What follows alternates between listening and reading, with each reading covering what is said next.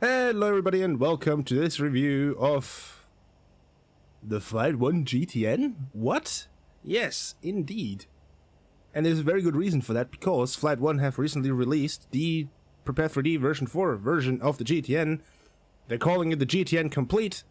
It contains the 750 and the 650 now for one price, and it's awesome. And I figured, hey, I haven't done a video in a while and I wanted to do an update video on the GTN in the first place, so I figured now that the version 4 P3D version 4 version of the GTN isn't out, I would do an updated review. So, this video that you're watching right now replaces my original review, which means that this video is gonna go just as much into detail about all the different features and functions of the system.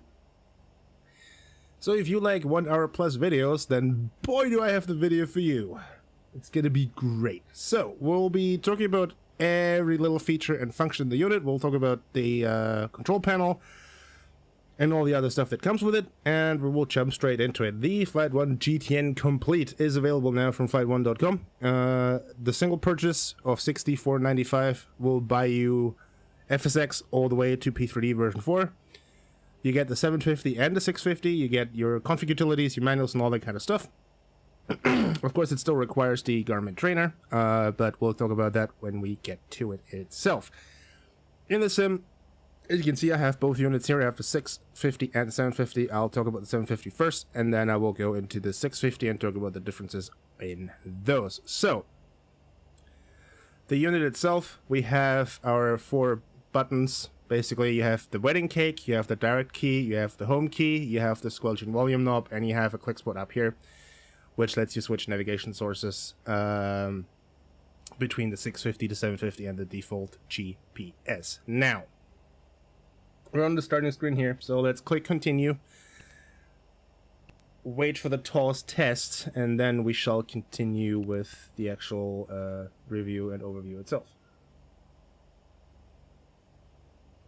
TOS system test okay. Wonderful. Always love it when the lady does that. So let's go pretty much top to bottom. So where we are right now is the home page. So when you are pressing the home button up here, you will automatically be taken to this very page here. Now, another feature that the GTN has is if you press and hold the home button, it will take you to the map, like so. Hold for map. Boom. And then when you press it again, you go back to the home page. So, wherever you are in the system, you could be like deep within, like, you know, whatever kind of sub-menu. If you press the home button, it will take you back to the home screen. The direct button we'll talk about where we'll talk about the flight plan. The concentric knobs down here, or what's known as the wedding cake. You have the small knob, you have the large knob, or the inner or the outer. And those let you change your nav and com frequencies to let you flip-flop between the two. And they also let you switch between NavCom 1 and NavCom 2. The button up here, your volume and squelch knob, lets you adjust the volume. It lets you adjust the squelch on and off. All pretty self-explanatory, pretty simple. Talking about this top unit here is your entire audio panel. The GTN, both the 650 and the 750 have a complete NavCom 1 and 2, plus an audio panel, plus a built-in ADS-B modem transponder, plus intercom, plus a whole host of other things that aren't actually simulated but are still there. So, audio panel. Very self-explanatory. It's a full audio panel. You get all the controls that you would on an analog audio panel. It's just digital on a on a touch screen. The intercom is pretty much the same. However, most of these intercom features, unfortunately, because it is a simulator and because the audio system of the simulator is pretty limited, those things unfortunately don't work, but you can still click around in them if you so choose, and if you so wish, you can still do that, which I think is actually pretty fun. Other than that, over here you have your microphone selector between microphone 1 and microphone 2, so NavCom 1, NavCom 2, and you have your monitor for both. Again, pretty self-explanatory. In here you have a transponder, also pretty self-explanatory. Excuse me, I am a little bit hoarse, so if I'm coughing, I apologize, I really do. Anyway, you have a transponder, you have a quick select button for the VFR mode.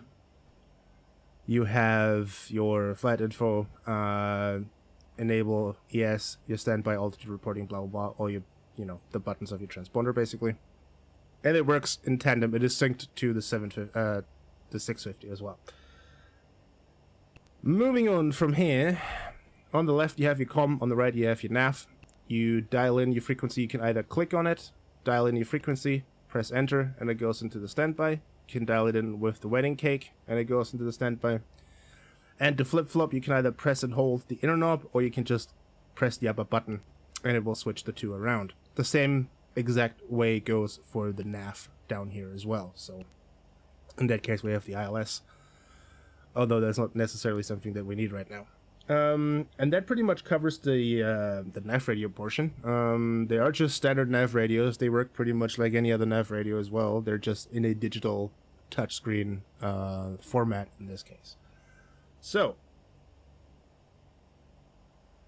moving on pretty much to what's the heart of the unit. Obviously, it's a GPS navigator, so the heart of the unit is going to be the map. The map shows you everything that you could possibly ever need, and even more than that. It shows you things that you necessarily don't even need, sometimes, depending on the type of flying that you do. It's a standard GPS map. It is a moving map. You have your safe taxi, you have your airplane symbol. All of this can be customized and adjusted, of course. You have your auto zoom, you have your airspace display, you have your airways, blah blah blah, obstacles, yada yada yada. It is all customizable, and we'll talk about that now. So, buttonology again is the same. You have your back button, which takes you back to the previous page. You have your menu button, which pops up the menu. You have your CDI between nav and GPS. You have your OBS button, currently grayed out because we don't have a flight plan. Or anything of the sort loaded, and you have your zoom in and zoom out buttons. In real life, we don't have the benefit of a mouse wheel to scroll, so we have to use these buttons. Which is, you know, a little unfortunate because using a mouse wheel to scroll is actually really fun, but we'll make do. We'll make do. So, the menu.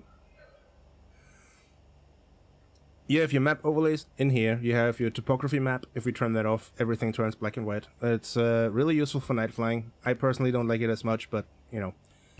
You have a terrain overlay, which overlays your TOS information. You have your airways, which overlay all the airway information. As you can see here, all the airways and stuff get loaded. And you can also select, you know, which ones you want to have. And your charts, which will overlay your geo-referenced approach and departure charts should you have those loaded and active, as well as the traffic. Unfortunately, I can't show you the traffic because I don't have AI enabled in my simulator because I mostly fly on VATSIM, so I have that off for now. But you get the idea. It's a TCAS. It's a traffic overlay on the map itself. Now, map setup itself goes into a little bit more detail about various different things that you can do. Most of which are based upon when and how to display information at what zoom level and at what level of detail. So what you can see here, the orientation, north, up, above, auto zoom, blah blah blah. Your nav range rings, your fuel rings, which are a new addition.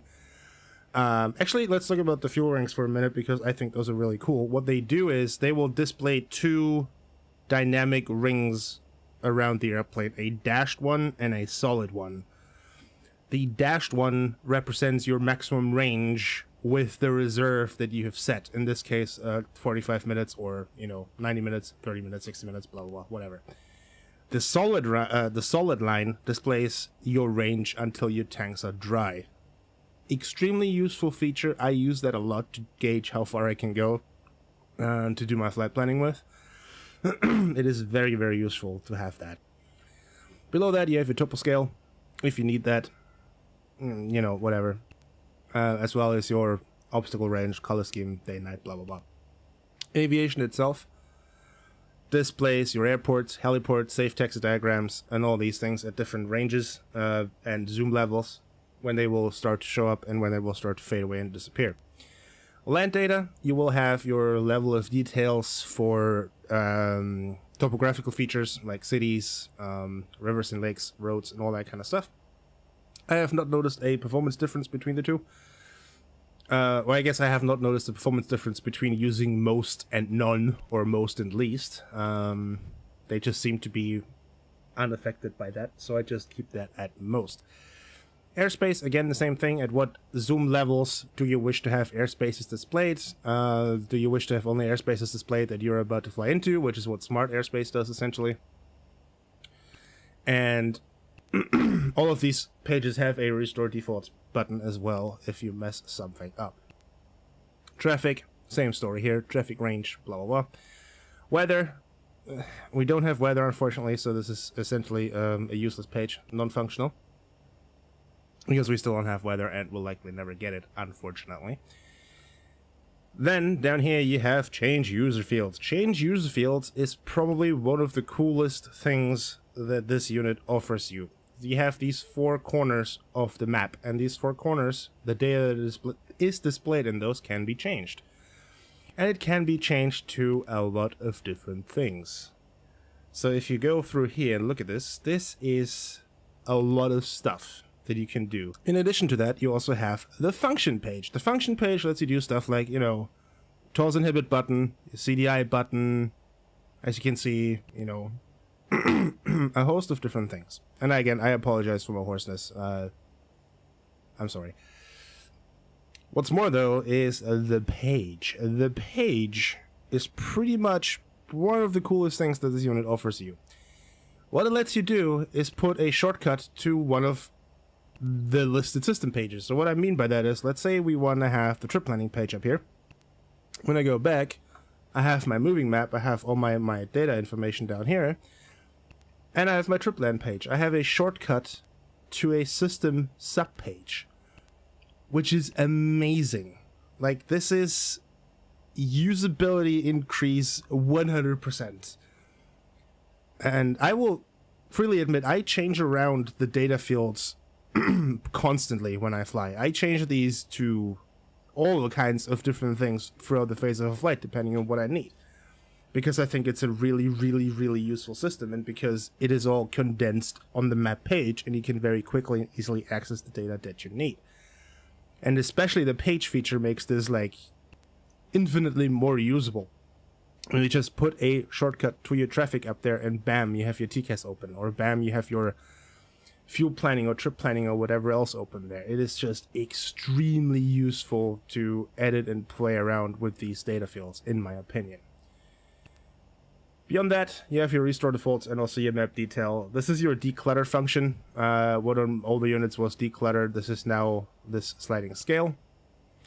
And beyond that, on the map itself, you also have this part down here, or this box down here, which will take you, it will take you straight to your flight plan itself.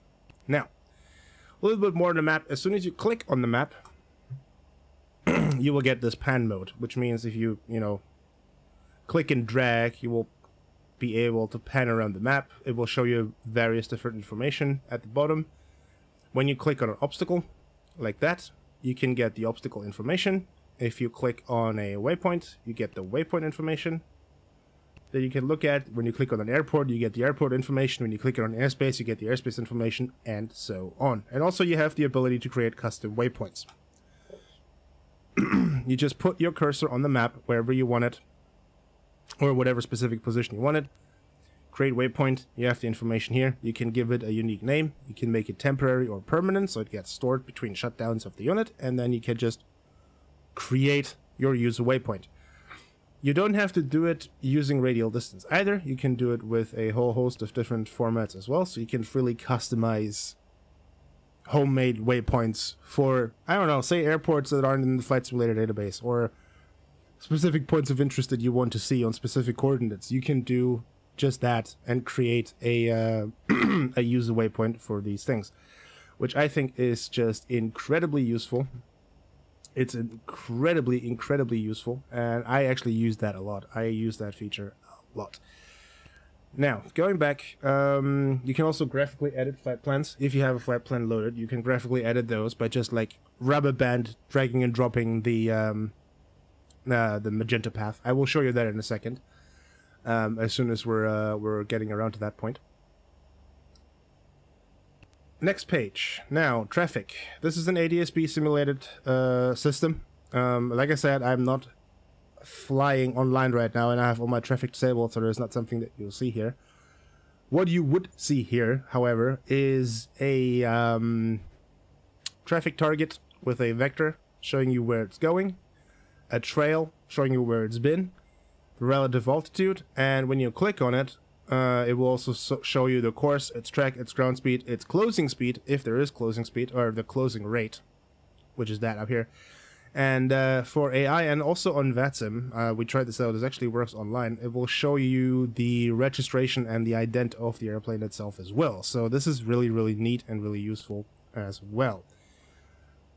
Down here, your options, you have your altitude filter, TCAS, blah, blah, the usual stuff. Terrain. Standard TAWS B. You can switch between the 360, the ARC, Flight Plan Legend. Standard stuff, it's a TAWS. Not much else to say about it. It's a terrain avoidance system. Very useful.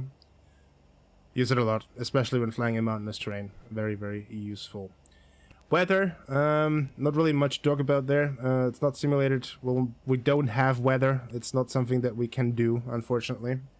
I wish we had, but unfortunately it is currently not possible. Charts. Charts is pretty much what you think. It displays your charts. It displays charts for everything that you have in your database. And it displays you airdrome information, approaches, departures, arrivals, airport diagrams, you know, whatever it is that you want, basically. Jefferson charts, essentially. Extremely useful, extremely handy, and at least for approaches, departures, and arrivals. Actually, I think it's only arrivals and approaches that can be overlaid onto the map itself, which is also really, really handy. So you can fly on the chart, if you will. So it's all of those are geo-referenced and they can be overlaid onto the moving map itself. You also have the ability to full screen that down here, and then, you know, zoom in, pan around, and those are all very nicely rendered out. You can also invert the colors if that's an issue for you, or if you want to have like a more of a night mode thing. Basically, you can just invert the colors here. And you also have the ability to press just here to get to the airport information page, but we'll talk about that more when we get to it specifically. Flight plan. Now, a lot of things have been changed as far as the flight plan goes. Flight1 have introduced the ability to import flight plans into the GTN unit following the standard Garmin flight plan format. There are tools out there which can export to the GTN now. Little nav map is one of them. And Flight1 has also provided a documentation on the flight plan format that is used, so you can do it yourself. So you can create a flight plan, you save it as a text file, you put it in a specific folder, and then you can import it. And you can import it using the catalog page by pressing menu and then pressing import. And it will show up, you know, however you name the flight plan. You just press on it, and you can preview it, and then you can store it. Boom. It's that easy. Very, very simple and very straightforward. Let's actually load a flight plan so I can show you some stuff here. There we go. So the flight plan page itself, not much has changed here. You can still do your airways, your directs, all the stuff that you would expect from a flight plan page. You still have your preview feature where you can preview the entirety of the route. You can pan and zoom around here. You still have the ability to like delete, invert, store, parallel track, and edit the data fields up here. The side track distance and cumulative distance. You can still change those. You still have airways and all that fun stuff in here as well. However, going back to the map page now, I can show you some other nifty little things. So if we go here, and let's say we want to go, I don't know, from this segment here, we want to fly over a specific waypoint, we can graphically edit the flight plan. So we just grab a segment here, we drag it down, and boom, done. We just graphically amended and edited our flight plan. Which again, extremely useful if you have need to fly around a certain area or fly over a certain area or whatever it is that you need to do. What you can also do, and that is a new feature, again, that was added some time ago by one update of the trainer, and has gone into the GTN itself now, you can now do holding patterns at any given waypoint in a route. So if you go to direct here, if we go to Adadi, course 2, we can select hold. We can select a holding pattern, and we can define that holding pattern pretty neatly. So we can give it an inbound course, inbound or outbound course, depending on what you want. You can select the course. You can make it a left or a right turn. You can select the leg time. It's either time or distance. And expect further clearance at time if you have been given something like that from ATC. And then you can just press load hold and hold activate. So now we will go direct to Adadi over here and into a hold over Adadi, which is one of the coolest things that have been added, actually.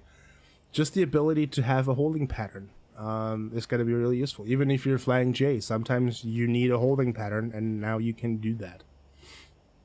Another cool feature that was added, maybe a little bit less useful for general flying, but something that I think is actually really cool, that was added. If we again press direct button, SAR. Now what the hell does SAR mean? SAR means search and rescue. So if you have a waypoint now, you can select a search and rescue pattern that you wish to fly over that specific waypoint. And you can do a whole heap of different ones as well. It's not only an orbit.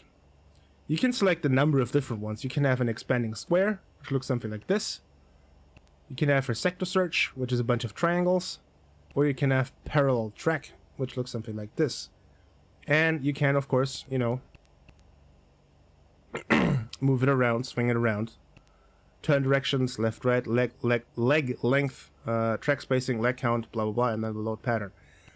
So if you want to simulate, for whatever reason, a search and rescue flight, you can now do this with the GTN. You can now set this up, which is extremely cool, in my opinion, and extremely useful as well for a very specific set of people. Like I said, it's not the most useful feature ever, but it's definitely a very, very cool feature that has been added. I like it a lot, actually. That is very, very cool. Now, you can also do that from the flight plan itself. From the flight plan page itself, you can click load SAR, hold that waypoint, so you can do the same thing that you did on the map. You have your waypoint info. Again, pretty self-explanatory what that does. It displays your information about the waypoint. And you can still, on the flight plan itself, you still can collapse all of that stuff down to condense it a little bit more. You can collapse all your airways and stuff in. Select the airway, remove the airway, expand it, collapse it. A whole host, you know, all the flight plan features, flight planning features that you can imagine are pretty much present in this unit. Procedures. Procedures are, well, arrival, departure, and approach. Pretty self-explanatory what these do. Sits and stars plus approaches. So you can select your approach, you can select your airport, you can preview it here, you can have a whole list of sequences, or you have a whole list of things in the sequence box. There we go, English. Not a native speaker, remember that. The map, the preview map is panable and zoomable. And you have your load departure button. The same goes for arrivals. You have your airport, your arrival, whatever it is that's going to be, you know, depending on the airport, etc. And if there's a chart available, then this button up here will become light, and you will be actually able to preview the approach, or whatever it is chart that you have loaded. So if you have the ILS approach into here, transition, CF, channel ID, you have your load approach, load and activate approach. And again, if there is a chart available in the system, you could just press this button down here, and it will take you directly to the chart. So that will take you directly to, you know, this page, essentially, just for that specific approach or arrival, depending on what it is that you want. That pretty much covers the procedures part. You can load procedures from the flight plan as well. If you go into the... if you click on an intersection or a waypoint, you can load procedures, and then it takes you to the procedures page as well. That is actually something that is to remember about the GTN. Everything is very much interconnected and interwoven, so a lot of things can interact with one another by pressing either the menu button or the direct button, or just pressing on the thing itself. So it actually pays just click around and see what everything does, because the interaction is actually very much built in and very highly optimized towards just general usability and general making things work smoothly, essentially. So that goes the same with the approach. So if we load an approach, we have our things here. We can just press the direct button and just select it from here and then go straight to the approach itself if we wish to. Or we just do a load and activate. And if we do a load and activate, it will straight take us to the CF in here, in the first waypoint of the sequence. And the same is true for the departure as well. So if we do a departure, let's say this one, and we do load departure, it will put us obviously straight into the first waypoint of that procedure that we have selected. So it's all very interconnected, it's all very interwoven, and very, very useful from a usability standpoint. Because that makes your life as a pilot a lot easier when, you know, when everything is interconnected and everything is working together as it should. Now, moving on here, we have the nearest page. Nearest page pretty much displays you what you think it does. Your nearest, whatever it is that you chose from this list. Your nearest airports. You can click on those. You get the information box with, you know, your frequencies, your preview, your procedures, all that kind of stuff. You click on it, you press direct, you can go direct to it. And that works for all of these things in here, except for the flight service station and the weather frequency, because, well, it will show the ATIS in here, so if you want to, you know, although you can't hear it right now, it's probably for the best. But you get the idea. Intersections, you click on it, you get the information box. You can see where it is, and then you can just do it direct to it and then fly to it, or do a hold there or an SAR, put it into your flight plan. You have the nearest is here as well, so it's all, like I said, it's all very interwoven and very interconnected. You also have your visual reporting points. That is actually something that is new, that was added with a recent update. Are these visual reporting points very useful for VFR pilots, if you are one of those. You get your VRP information here as well, and you can also go straight to those, of course. They are treated like an intersection, essentially. Same goes for NDBs, user waypoints. If you have user waypoints within your range, in this case I don't. User waypoints themselves, again, can be created either from the map or from the Waypoint Info page down here. ARTCC, none within 200 miles. Flight service stations, you have your ground, you know, Bowman, Songadal, whatever. You can just like put the frequency in there, press the button, and very quickly, you know, get the information and the data that you need. Now, Waypoint Info. Waypoint Info is pretty much what you think it is. It just displays you the waypoint information.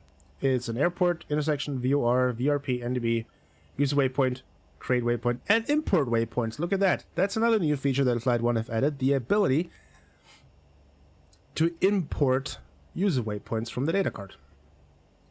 If you have a text file that contains these user waypoints in the correct format, you store it into a specific place. Again, documentation for that exists. You can press import waypoints and it will upload all of these user waypoints into the system for you. Or you create your own by giving it a name, giving it a comment, and then choosing lat long, radial, or radial distance. I prefer lat long. You hack in the data that you need, and then you create a user waypoint. Very self-explanatory, pretty straightforward. Now, the waypoint info itself, like I said, it just displays the information box that you've seen a couple times now. For VORs and NDBs, you can tune those if you wish to. For VRPs, again, visual reporting points, if you use those. And the airport page is a little bit more comprehensive. It shows a little bit more stuff. It will show you your location, the basic info box here. A quick link to the charts. You have a preview of the airport itself with the safe taxi diagram. Pan and zoomable. You have a preview of all the procedures. So if you click on a procedure, let's say the ILS 17 Whiskey, it will take you to the proc page. Again, integration, usability. Runways shows you the runway information box down here. Frequencies shows you and lets you press on and select all of the frequencies that you could possibly need. Weather data, well, NOTAMs, well, and the nearest visual reporting points for that airport should you be flying in and out here VFR. That pretty much covers the Waypoint Info page. You've seen this page a lot of times. You will see it a lot of times when you actually use the unit. So that's pretty much where you can access all of that stuff on your own. Services. None of this works. Unfortunately, none of this works. It's there. It's pressable. You can you can click around on it, but it doesn't actually function. Unfortunately. So we'll have to skip over that. Utilities. So there's a lot of stuff in here. A lot of it is very useful. Start by VCalc. VCalc is vertical calculation. It's not VNAV, it is vertical guidance. What it does, it will take the data that you give it up here and will display you a recommended vertical speed and a recommended time for a top of descent that will tell you when you should start to descend if you want to descend at that specific vertical profile and if you want to meet that specific target. Pretty straightforward, pretty self-explanatory. The GNS already had that way back in the day. So this is basically just a very rough, I will calculate you a rough point of descent or a rough top of descent feature. And you have the alerting and you can put that also on your data fields on the map itself.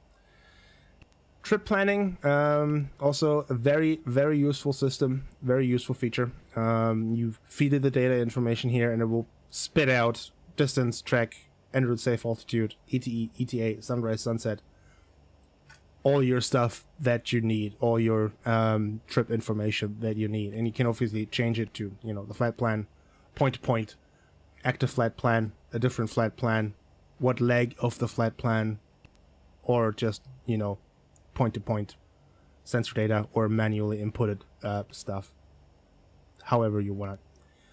Same goes for the fuel planning. The fuel planning will take the same information from your plane, your fuel on board, your fuel flow, your ground speed, your flight plan, and then calculate, your fuel required, the fuel at, the reserve, the range, the efficiency, the endurance.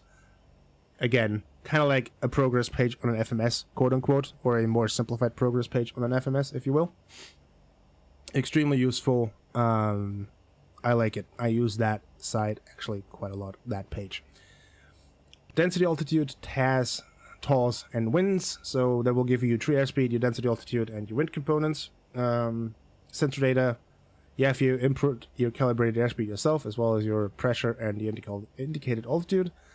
And it will give you the wind components, the density, altitude, and all that kind of stuff. Again, more useful maybe for the VFR crowd necessarily than the IFR crowd, but still, still useful information. That is still information that you want at the end of the day, and it's still information that you need at the end of the day. Rain prediction doesn't do anything. It says rain available. Yes, it always says rain available because Flight Sim doesn't simulate GPS signal satellites, so that's a non-functional page, essentially. Flight timers. I do find myself using these quite a bit for various reasons and various things. They can be quite useful, but as you can see, it's a flight timer system. Again, very self-explanatory. There's not much you have to do here. Scheduled messages is actually something that is pretty interesting. What this does is, if you click on it, you can just create a message like that. One time. Timer. It's like 10 seconds. Enter. Enter. And we'll run down the timer now. So you can be like on whatever page, you know, you want to be. It doesn't matter. You can be doing your flight planning, blah, blah, blah. Irrespective. And when the timer is up, boom. Scheduled message. Whether you will have use for that or not, I don't know. I find myself using these quite a lot to remind me of different things throughout different phases of flight. Your mileage may vary, but you can make those an event on a calendar date, or a one-time thing with a countdown timer, or periodic every however many minutes that you set up here, or seconds that you set up here. Like I said, I find myself using these a surprising number of time when I'm flying to keep track of certain things. Again, your mileage may very well vary. Then, oh yeah, checklists. The GTN actually has checklists now. It has had those for quite a while. The thing about the checklists is they require the Garmin ACE format. Again, there is documentation and tutorials provided in the manuals on how to use this feature, but you can now import a complete set, or you can create and then import a full set of checklists into the system as well, and work those to your heart's content and to your desire. What you can also do is you can select normal procedures, emergency procedures, your pre-start checklist, blah, blah, blah. This is all obviously custom-made. You have to make those, you have to create those checklists first using the Garmin checklist tool. Alternatively, a lot of people have already made quite a lot of checklists on the Flight1 forums and the Flight1 download database, so I would strongly advise you to check there first before you spend the time making it yourself, because it can be very time consuming making those. Maybe you want to check there first. But yes, checklists now available as well. Again, very, very useful. Very handy. Clean screen. I mean, sure. It doesn't do much. Like, if you have to wipe down your screen, it turns off the touch screen, and then you press the home button and you get back to it. If you are like me and you hate smudges on your displays, clean screen is gonna be your best friend. Let me tell you. Let me tell you. Anyway. And then back here, system. System status will show you various information about your plane, or about your GTN unit. Your databases, your standby databases, your database sync. None of this stuff really is functional in here.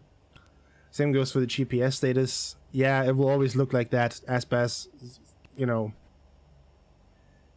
it's not simulated in the simulator, but it's simulated in the trainer, so it's there. It's present and it's available. Same goes for the LRUs. They're all failed because they don't actually exist. The setup actually works. That stuff actually works in here. So if you wish to change any of these things, you can. 8.33 kilohertz spacing or 25 kilohertz spacing if you are in the United States or somewhere else in the world. Alerts you can set up here as well. This is your or these are your airspace alerts, arrival alert for an airspace, and then your different airspaces where it will start yelling at you. Units down here you can change to your heart's content as well. Metric, imperial, whatever else, doesn't matter. If you wish to change those. Audio, this is not functional. You have to set the audio through the Flight1 config panel, which we'll talk about here in a second.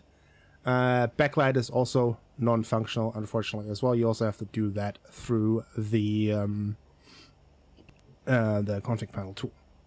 Now, this pretty much covers the 750. I know I went pretty fast about a lot of stuff, but I mean, that's pretty much it. It's a GPS navigator. It's a extremely competent GPS navigator. And yeah, let's now talk about the 650, I guess. Let me bring that up here real quick. So the 650 works pretty much the same way. The only difference is it's a lot smaller, as you can see. Let's let it do its thing here real quick. Its TOS test. TOS system test OK. Thank you. Okay, so 650. 650 does the exact same stuff. It has a map. It has all the other features. And the only thing that the 650 does not have that the 750 has is charts. This unit doesn't have charts because the form factor is just too small. You still get everything else, you even get your checklists and all the other stuff. So this is identical, this is just a smaller form factor. Instead of charts, you have default nav, which displays you something like this. If you've ever used the GTN650, this will look rather familiar to you because this is what this does. But essentially, this has the same set of features, the same functionality. Everything is identical except for charts. Charts are the only thing that is not present here. Also, point of order crossfill between those two units is still not supported. Do keep that in mind. There is no crossfill yet. I don't know if it's gonna happen, I don't know when it's gonna happen, but right now, no crossfill. So you will have to import your flat plans and all that stuff separately, or just use these units or this unit to display different information depending on what you need, what you want. Either way, same form factor, or smaller form factor, same content, same information. The 430 or the 650 actually has the same form factor or the same dimensions as the GTN650 in real life and also in the simulator, which makes this a very neat and very handy drop-in replacement for Reality XP units or whatever else you may have, if the plane actually supports that. Now, what we're going to do now, we're going to go out of the simulator, we're going to go onto my desktop. I will show you the control panel and talk about stuff on there, and then we'll come back to conclusions. So, I will see you in a second. Okay, here we are on my desktop. A couple things to show here as well. Now, the config tool itself, as you can see here, allows you to very quickly drop in and drop out the units into a 2D panel of your choice as a 2D pop-up. You can see here you have a whole list of the installed airplanes, exit button, support button, manual button, and configure GTN. We already have an airplane configured, in our case the Turbine Duke, so let's take a look at this. We select the airplane, we click configure GTN, and then you will have these units pop up here as well.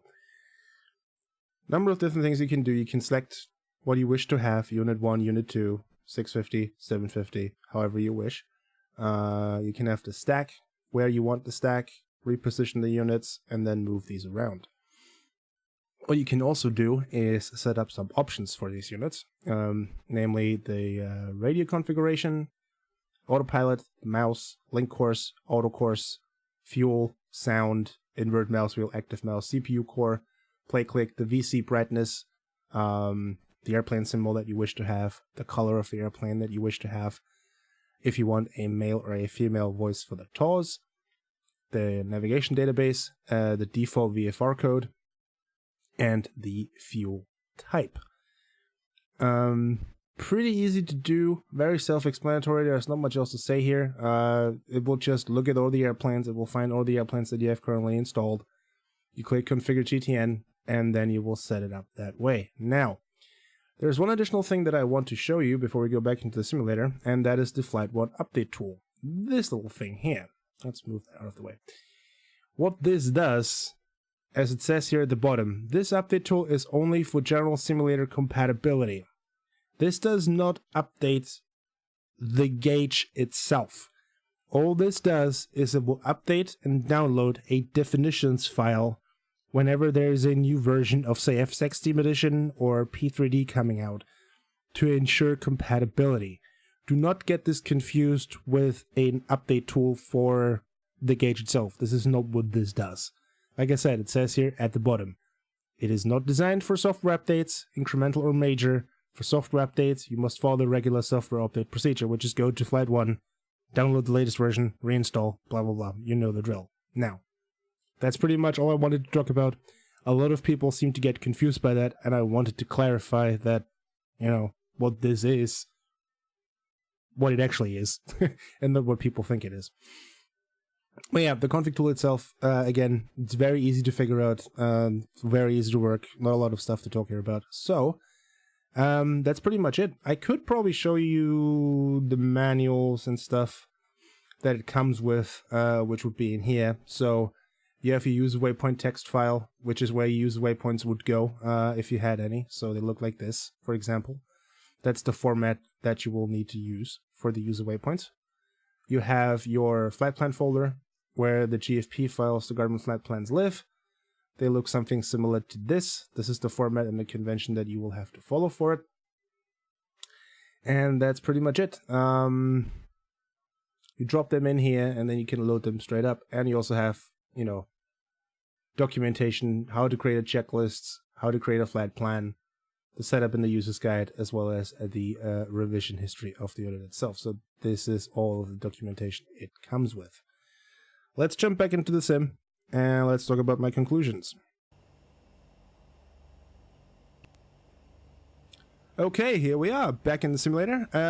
Conclusion time. Well, I love it. I've always loved it. I've loved it from day one, and with all the updates that have been published over the years, it's gotten even better. There's not really that much else that I can say about it other than that I absolutely freaking love these units, and I think that they are very much worth the money. Glowing recommendation as always. So to round things up, $64.95 US on Flight1.com. FSX all the way through P3D version 4 with a single purchase, as well as the 750 and the 650 included in your purchase. So, yeah, there's not much else I can say. I love them. I would highly recommend you get them. My name has been Super Sea Goblin, and I will see you next time.